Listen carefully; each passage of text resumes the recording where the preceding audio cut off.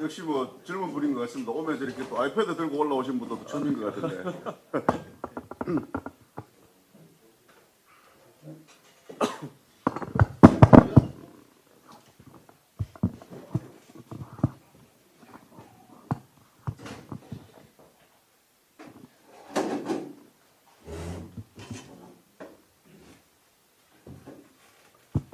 네, 어제 이어서 오늘도 마침에 수고들이 많으십니다.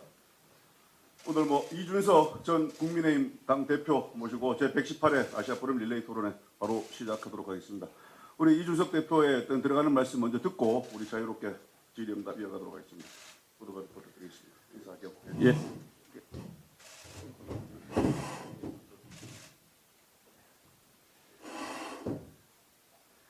예, 이렇게 아시아 포럼 21에 와서 이렇게 서 보니까 제가 7년 전에 이 자리에 한번 초대받았을 때가 기억납니다. 오늘 다시 한번 보수의 위기 앞에 서서 여러분들께 말씀을 드리려 보니까 왠지 그때의 기시감이 다시 들고 있습니다. 2016년에 제가 초대받았을 때는 최순실 씨와 관련된 여러 가지 보도가 나와서 박근혜 정부가 위기 상황에 부닥쳤을 때 아시아 포럼 21의 언론인들은 그 당시에도 저에게 위기 상황이던 여당에 대해 가지고 어떻게 가야 되는지 갓 32살이던 저에게 물어보셨고, 지금 그때의 대답을 제가 찾아보니까 박근혜 정부가 어떻게든 연착륙해야 되고 대통령의 하야에 이르는 상황은 절대 발생하면 안 된다는 입장을 이야기했던 기록이 남아 있습니다. 왜 아시아 포럼 21은 이런 어려운 시점에만 저를 초대해 주시는지 모르겠지만은 오늘도 마찬가지의 심정으로 이야기하고 싶습니다. 그 지난 7년이라는 기간 동안에 저는 제 스스로도 생각하기에 정치적으로 많이 성장했다라고 생각합니다. 적어도 그때보다는 더 넓은 시야를 가지고 여러분에게 말씀드릴 수 있을 것 같습니다. 그리고 무엇보다 저에게는 보수 정당의 당대표를 지낸 사람으로서 보수 진영이 작금의 위기를 극복할 수 있도록 목소리를 높여야 할 책임감, 그리고 또 그것을 넘어간 의무감이 더해졌습니다. 그것뿐이겠습니까? 제가 전당대회에서 모두가 말릴 때 그때 인터블고에서 준비해서 엑스코에 가서 탄핵 개강을 넘자는 이야기를 했고, 그때 대구와 경북의 시민들은 저에게 배신자라는 섬뜩한 용어로 위압하는 대신에 저에게 803의 품을 허용해 주었습니다. 그래서 그때의 기억을 바탕으로 오늘 저는 더 과감한 이야기를 할 용기를 가지고 한번 운을 떼어보도록 하겠습니다. 먼저 대구 경북의 시민 여러분께 한번 이 질문을 해보고 싶습니다. 지난 대통령 선거에서 역시나 압도적인 표로 윤석열 대통령 당선에 이바지해 주신 여러분들은 지금의 정국에 만족하시는지 묻고 싶습니다. 요즘 제가 여론조사를 분석하는 기사들을 볼 때마다 빠지지 않는 문구가 있습니다. 대구 경북을 제외한 모든 지역에서 라는 문구가 모든 기사에 들어있습니다. 어떤 여론조사 분석 기사든지요. 보수의 성지와도 같은 이곳이 어쩌면 점점 갈라파고스화 돼가는 것은 아닌가 제가 질문드리고 싶습니다. 뭔가 윤석열 정부가 좀 더 잘 되었으면 하는 생각을 하고 있는데, 저 멀리 수도권에서 들려오는 소리는 정반대이고, 지난주에는 급기야는 보궐선거에서 압도적으로 패배했다고 하니까 뭔가 바뀌어야 된다는 생각이 조금씩 드는 분은 안 계십니까? 대구가 이번에 변화의 선봉에 한번 서주십시오. 대구의 정치가 대구의 국회의원들에게 변화를 명령할 때 그들이 바뀌고, 그래야 국민의힘이 바뀔 수 있다고 저는 생각합니다. 서울의 보수 성향 언론들도 최근 보궐선거 패배 이후 아주 공개적으로 영남 스타일의 당 운영은 더 안 된다고 목소리를 높이고 있습니다. 요즘 매일 사설이 그런 내용입니다. 대구의 시민들이 나서주셔야 됩니다. 저는 며칠 전 국회에서 기자회견하면서 대통령께서 우리 당의 국회의원들에게 걸어놓으신 무건수행의 저주를 풀어달라고 호소했습니다. 이게 보수가 다시 강한 모습으로 태어나기 위한 첫 번째 조건이었습니다. 이제 두 번째 조건은 대구 시민들이 만들어주셨으면 합니다. 그리고 대구 시민들만이 만들 수 있다고 생각합니다. 무건수행의 저주를 푸는 것은 대통령이지만은 배신의 정치에 저주를 푸는 것은 대구 시민들일 것입니다. 보수 정치의 스펙트럼을 넓혀주십시오.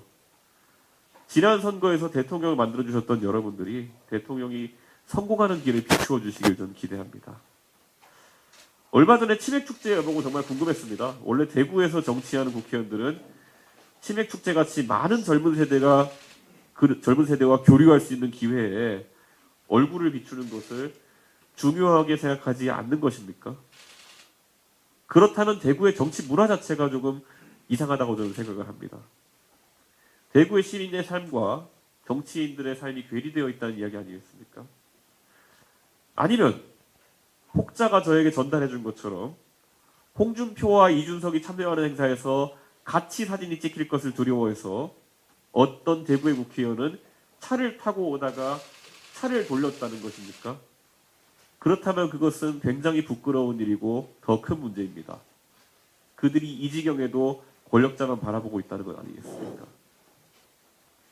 지금 이 달구벌 땅 위에 서려 있는 정신이라고 하는 것이 그 영남살인의 정신이라는 것이 불리함을 감수하고 가장 센 권력에 직언하는 모습입니까? 아니면 누군가의 눈에 들기 위해서 복지부동하는 모습입니까?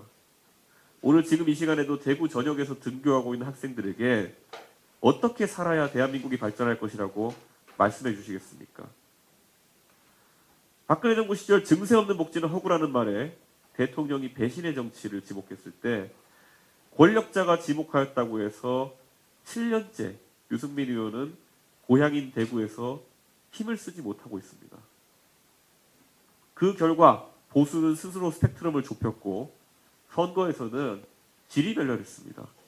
선거 4연패는 당연히 자연스러운 결과였습니다.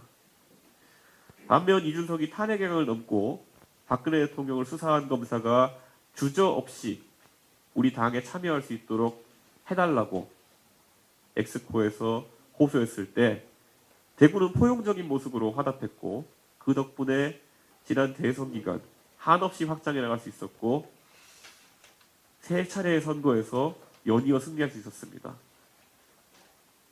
다시 한번 배신의 정치라는 저주를 풀어주십시오. 그리고 거기에 더해서 또 한 가지 드릴 말씀이 있습니다. 요즘 저는 잠을 청하면서 유튜브에서 간혹 자연과 관련된 다큐멘터리를 보곤 합니다. 그런데 어찌된 일인지 요즘 제 유튜브 창에는 뻐꾸기 영상이 자꾸 뜹니다.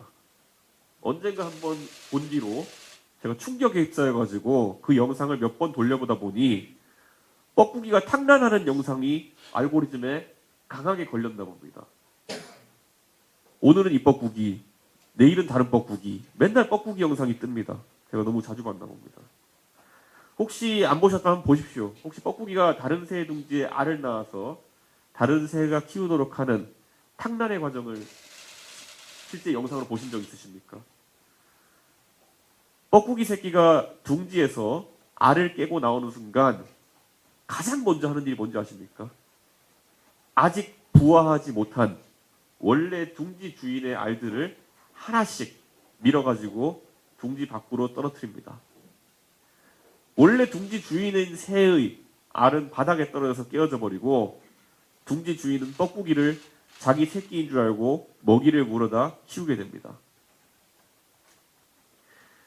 사실 탄핵 이후에 보수가 받았던 충격은 그 전까지 대구 정치가 겪어왔던 길과 너무 다른 길로 대구의 정치를 내몰았었습니다. 탕란되어서 알에서 갓 깨어난 뻐꾸기 새끼가 본능에 따라서 알을 밀어내듯이 대구 경북을 중심으로 한 전통적인 강경 보수의 당원들과 지지자들을 그들에게 구애하기 위해서 이미 둥지 밖으로 밀려 떨어진지 모르는 둥지 주인은 자신의 유전자가 대를 이어 내려갈 기회를 잃고 대가 끊기는 그런 운명을 맞이합니다. 수도권에서도 젊은 세대가 당당하게 나는 보수를 지지한다라고 밝힐 수 있는 그런 보수의 유전자가 분명히 존재합니다. 근데 그런 보수의 유전자가 매번 눈만 뜨면 입만 열면 배신자 승리의 DNA를 바탕으로 다시 6개월 뒤에 총선에서 이기고 싶은 그런 마음으로 간곡하게 호소합니다. 수도권 전역은 위기입니다. 이렇게 대구까지 찾아와서 말씀드리는 것이 건방지다는 소리를 들어도 전 좋습니다. 그런데 제가 대구에 와서 이런 말씀을 드리는 이유는 제가 몇 번 경험해 보니까 공교롭게도 수도권 선거의 해법은 아이러니컬하게도 대구가 바뀌는 것에 있다고 생각합니다. 차라리 제가 이런 말을 하고 건방지다고 욕을 들어먹는 것이 내년에 200석 넘는 의석을 야당이 내주고 다시 2017년에 어느 날로 돌아가는 것보다 낫습니다. 대구에서 변화를